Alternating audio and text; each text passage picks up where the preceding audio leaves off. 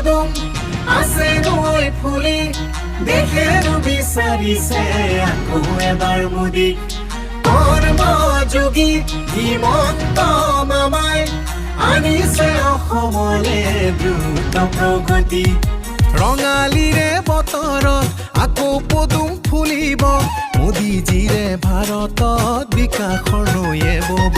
ধুনৰে ঐ চাপৰত উন্নয়নৰ জয়গান শান্তিৰে অসমত প্ৰগতিৰে বিহুনাম অমৃতকালৰ বাবে আজি দেশ গতিময় বিকশিত অসমখনি হ'ল মোদীময়